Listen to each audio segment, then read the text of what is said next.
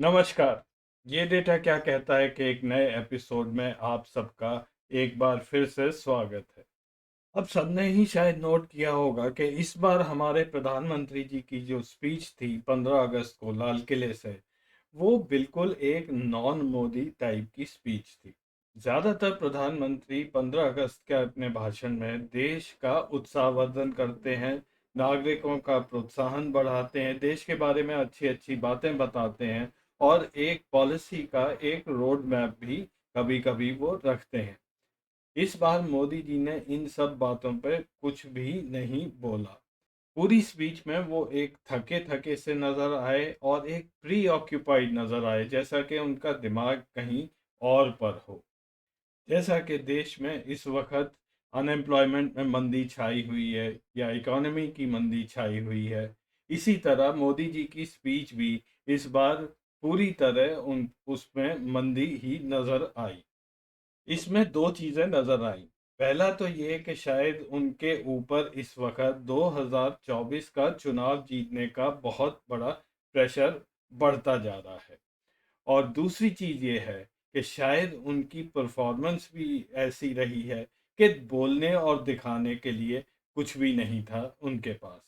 ना कि पिछले 7-8 साल में भारतीय जनता पार्टी अपने सबसे कमजोर पड़ाव पर है और उधर गवर्नेंस का भी हाल बेहाल हो रखा है। सारी पावर प्राइम मिनिस्टर ऑफिस में कंसंट्रेटेड है और मंत्रियों को समझ नहीं आता कि वो कब मुंह खोलें और कब नहीं खोलें। पिछले हफ्ते 3 ऐसे इंसिडेंसेस हो चुके हैं जो कि मोदी सरकार के लिए बहुत एम्बैरेसिंग थे।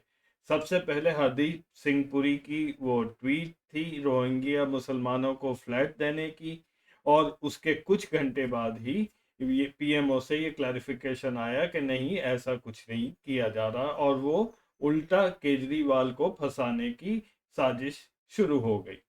और दूसरा, उधर रिजर्व बैंक ऑफ इंडिया ने दो विज्ञप्तियां प्रेस में दी। पहला ये था कि वो पब्लिक सेक्टर बैंक के प्राइवेटाइजेशन के थोड़ा खिलाफ नजर आए, और जैसे ही ये इंफॉर्मेशन आई कुछ ही घंटों बाद फाइनेंस मिनिस्ट्री की क्लैरिफिकेशन आई कि नहीं, हम पूरी तरह बैंक्स को प्राइवेटाइज करने की दिशा में बढ़ रहे हैं। दूसरा, फिर कल एक रिजर्व बैंक का एक विज्ञप्ति आई जिसमें ये बोला गया कि हम यूपीआई ट्रांजैक्शंस पर एक फीस लेने की सोच रहे हैं। और फिर से कुछ ही घंटे बाद फाइनेंस मिनिस्ट्री की ये प्रेस नोट आया कि नहीं, हम यूपीआई ट्रांजैक्शंस फ्री ही रखेंगे। अब मोदी प्रशंसक तो कुछ भी बोलते रहेंगे, वो तो मोदी जी सबसे अच्छे प्रधानमंत्री हैं, ऐसा आज तक कोई प्रधानमंत्री हुआ नहीं है। लेकिन असलियत हमेशा डेटा से मिलती है।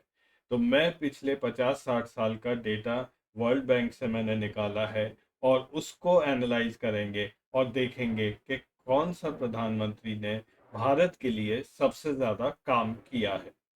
हमारे प्रधानमंत्रियों की परफॉर्मेंस जज करने के लिए मैंने ये एक टेबल बनाया है।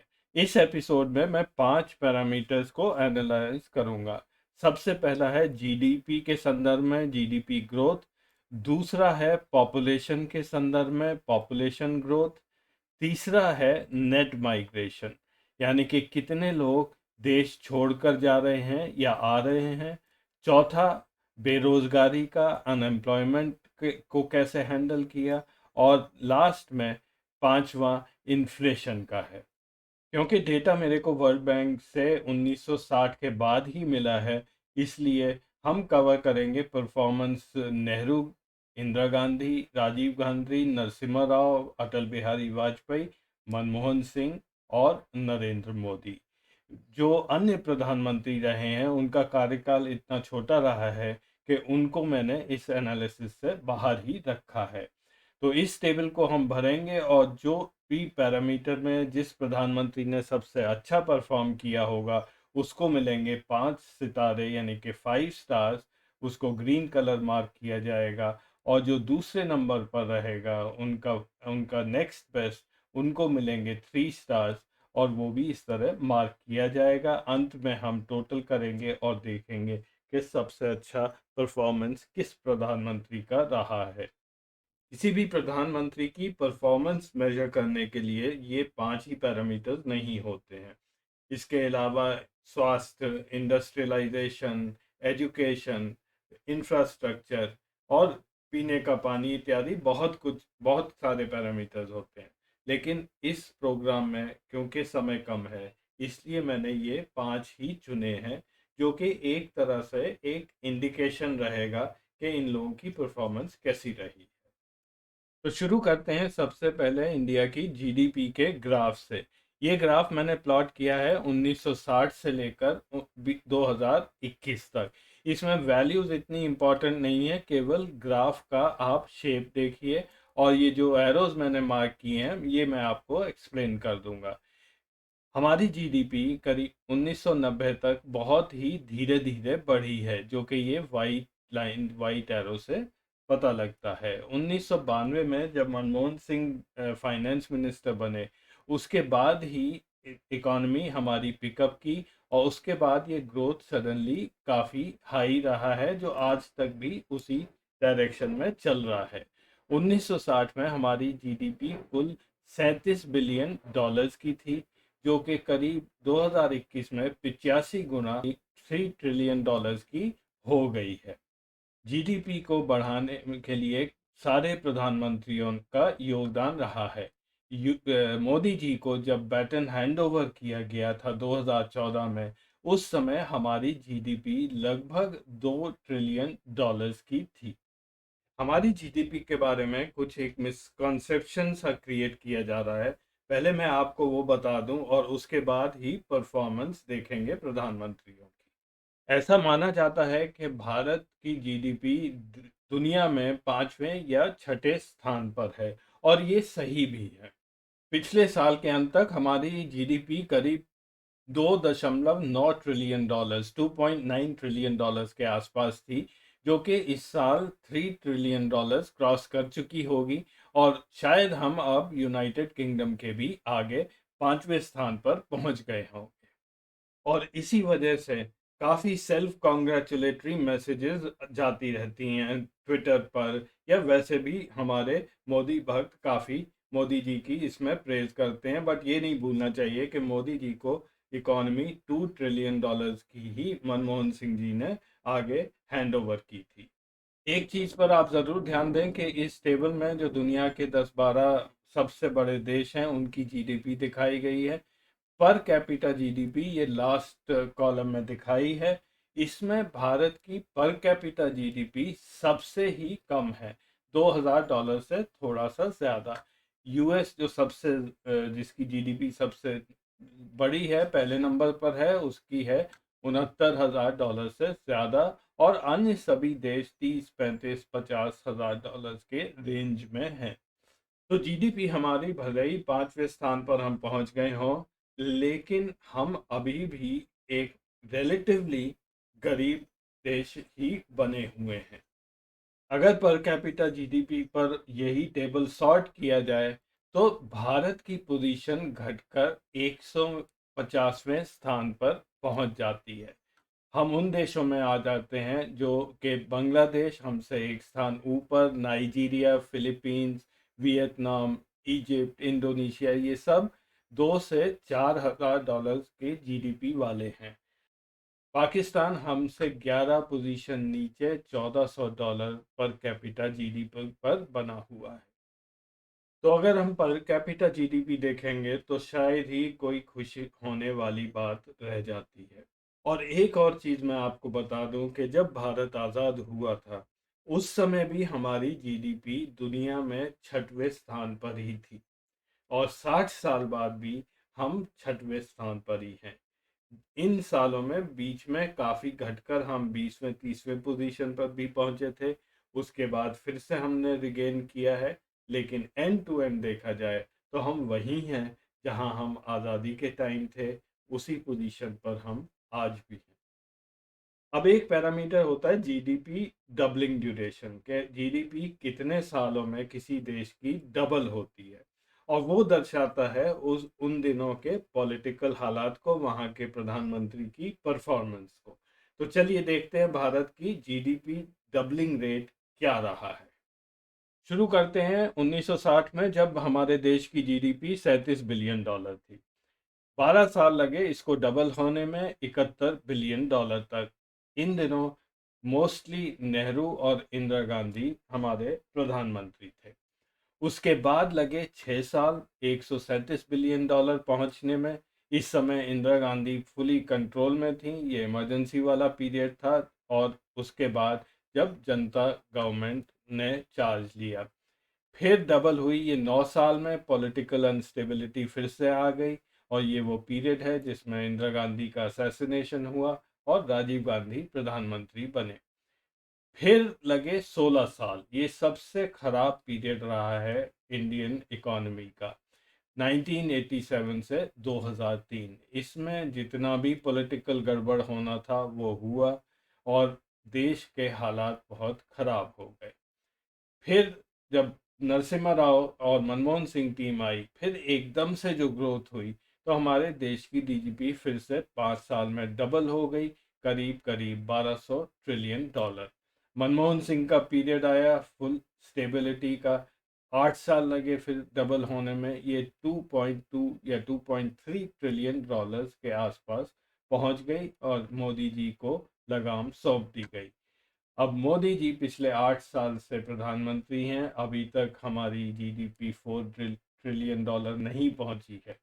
और अगर यही ग्रोथ रही, 8% की मैंने ली है, तो इसको डबल होने में करीब 11 या 12 साल लग जाएंगे हमको 5 ट्रिलियन की इकोनॉमी बनने के। तो किस प्रधानमंत्री के दौरान जीडीपी सबसे ज़्यादा बढ़ी, आइए देखते हैं इस फिगर्स में। सबसे ज़्यादा जीडीपी ग्रोथ हुई थी मोरारजी देसाई में के पीरियड में, लेकिन मैं उनका कार्यकाल नहीं ले रहा हूँ। उसके बाद हुई मनमोहन सिंह 11.8, और उससे पहले नेहरू जी के टाइम में 11.1। अन्य सभी प्रधानमंत्रियों के कार्यकाल में जीडीपी ग्रोथ 6 से 7%, 5% इसके बीच रही है। सबसे खराब जनता दल का जो पीरियड था 1990 और 91 का। मोदी जी 6.9 है, और इंदिरा गांधी भी 6.8 6.9 के आसपास थी। तो ये कोइंसिडेंस ही है कि मोदी जी का परफॉर्मेंस भी इंदिरा गांधी जैसा रहा, और उनकी सोच भी आजकल इंदिरा गांधी के जैसी होती जा रही है। अब देखते हैं दूसरा पैरामीटर, जनसंख्या ग्रोथ रेट। अनुमानित है कि 2022 में हमारी जनसंख्या 139 करोड़ है। इसमें से 38.8 जो लोग हैं वो 18 साल से कम के हैं, और जो कि 54 करोड़ के आसपास हैं, और बाकी 85 करोड़ सारे वोटर्स हैं हमारे देश के। तो देखते हैं हम ये 139 करोड़ तक कैसे पहुंचे, और किस प्रधानमंत्री का कंट्रीब्यूशन रहा है जनसंख्या के दर को घटाने में। यह है भारतीय जनसंख्या का पॉपुलेशन ग्रोथ रेट का कर्व। 1961 से 1981 तक हमारी जनसंख्या ग्रोथ रेट बढ़ती ही जा रही थी।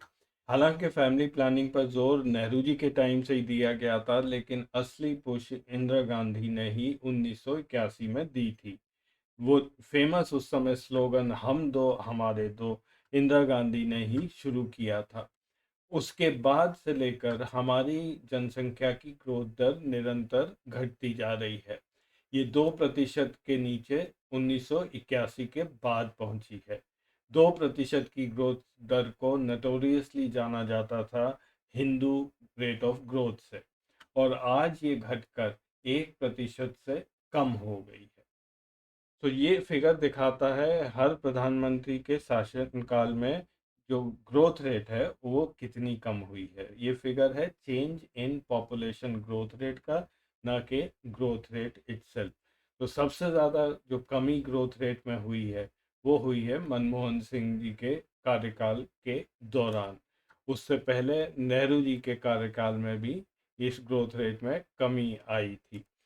उसके बाद जैसा मैंने कहा ये बढ़ी, और फिर निरंतर ही ये धीरे धीरे कम होती गई है। नरेंद्र मोदी जी के टाइम में भी ये घटी है।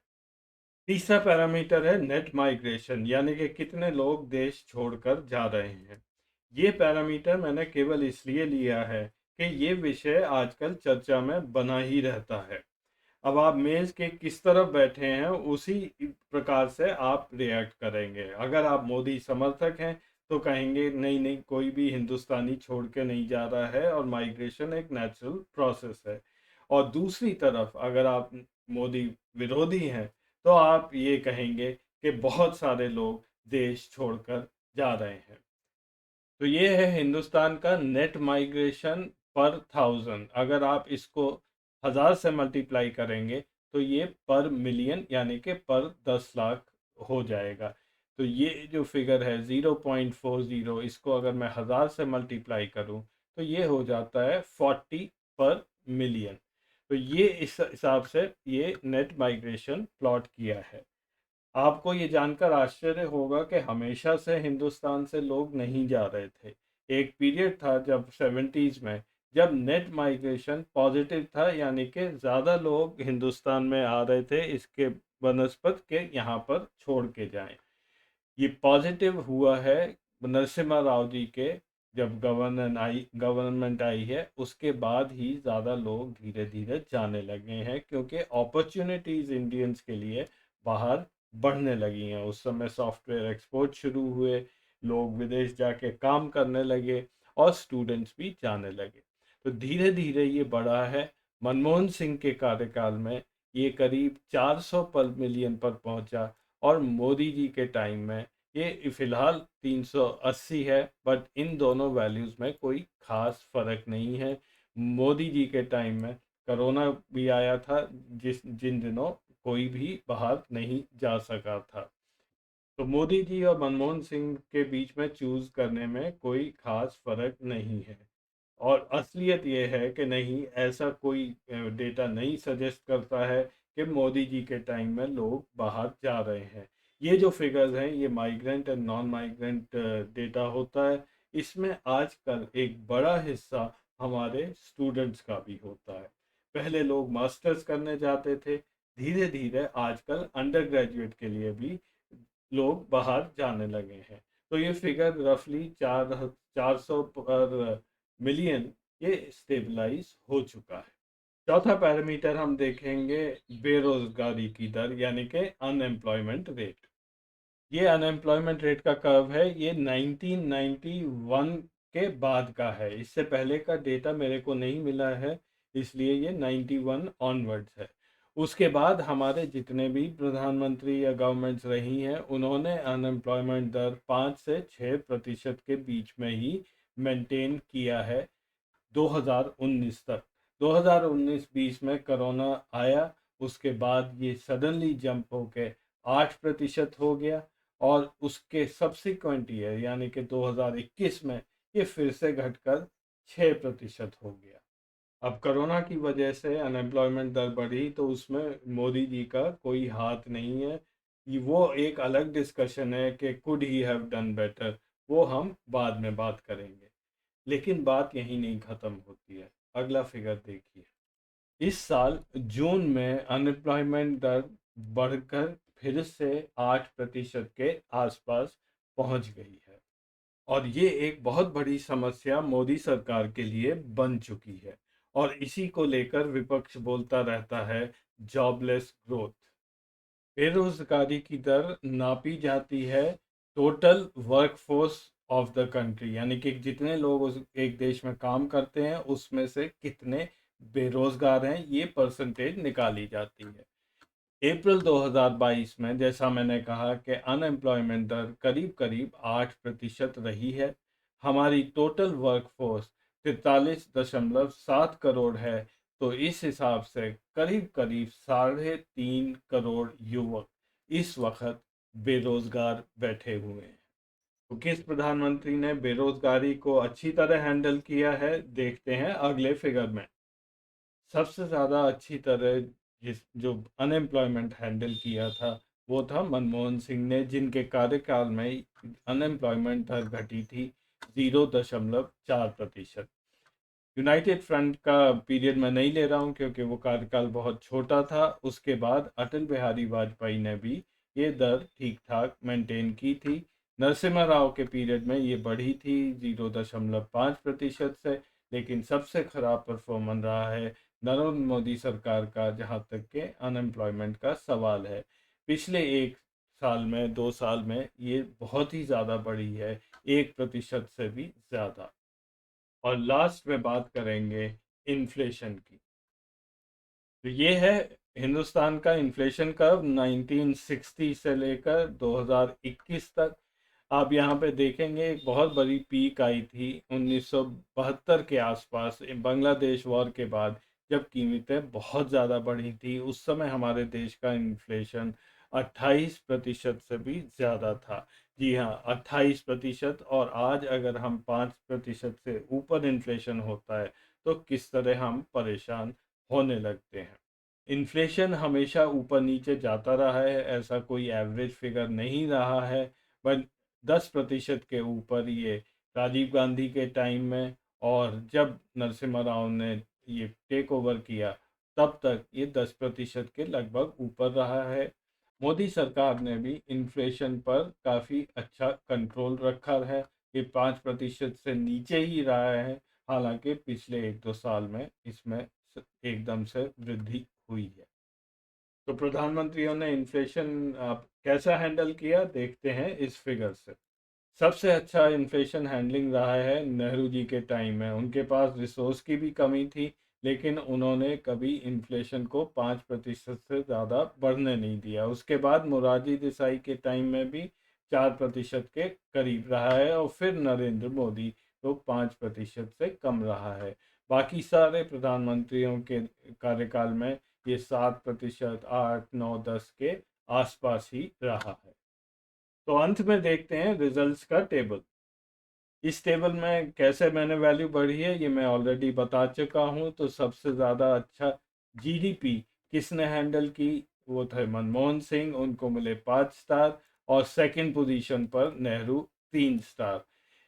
पॉपुलेशन ग्रोथ सबसे ज़्यादा कम हुई है मनमोहन सिंह जी के टाइम में, और दूसरे स्थान पर नेहरू। नेट माइग्रेशन नेहरू के टाइम में सबसे कम थी, और उसके बाद नरसिम्हा राव। बेरोजगारी हैंडल करने में सबसे अच्छा मनमोहन सिंह, और दूसरे स्थान पर अटल बिहारी वाजपेयी।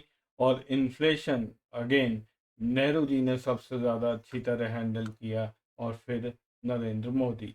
तो इन सब स्टार्स को अगर टोटल किया जाए तो नेहरू जी को मिलते हैं 16, जो सबसे अच्छा जिन्होंने प्रदर्शन किया। दूसरे स्थान पर मनमोहन सिंह जी, और जैसा मैंने कहा नरेंद्र मोदी की परफॉर्मेंस इंदिरा गांधी, राजीव, पीवी नरसिम्हा राव उन लोगों के बराबर ही है। और जब भी मैं ये बात करता हूँ कि नेहरू जी या मनमोहन सिंह के परफॉर्मेंस हिंदुस्तान के लिए बहुत ही अच्छी रही, तो मोदी प्रशंसक इमीडिएटली ये बोलते हैं कि अगर कोरोना नहीं होता तो मोदी भी बहुत अच्छा करते। और ये आर्ग्यूमेंट मैं बिल्कुल नहीं मानता हूँ, क्योंकि अगर आप हिस्ट्री देखें तो हर प्रधानमंत्री के टाइम में कुछ ना कुछ कैलामिटी, कुछ ना कुछ हेडविंड्स हमेशा से ही आती रही हैं। ऐसा नहीं है कि बाकी के कार्यकाल बहुत ही स्मूथ रहे। कभी लड़ाइयाँ हुई, कभी पेंडेमिक्स हुए, कभी अंतर्राष्ट्रीय सिचुएशन ऐसी हो गई, कुछ ना कुछ चलता ही रहा है। तो इसीलिए मोदी को भी अपने शेयर की प्रॉब्लम्स हैंडल करनी पड़ी है। 50 साल के अंतर पर दो अलग अलग प्रधानमंत्री अपनी ही परिस्थितियों से जूझते हुए, देश के हालात बिल्कुल भिन्न, लेकिन उनकी परफॉर्मेंस सबसे ज़्यादा अच्छी रही, नेहरू जी और मनमोहन सिंह। देखने के लिए धन्यवाद। अगले हफ्ते फिर मिलेंगे, तब तक के लिए नमस्कार।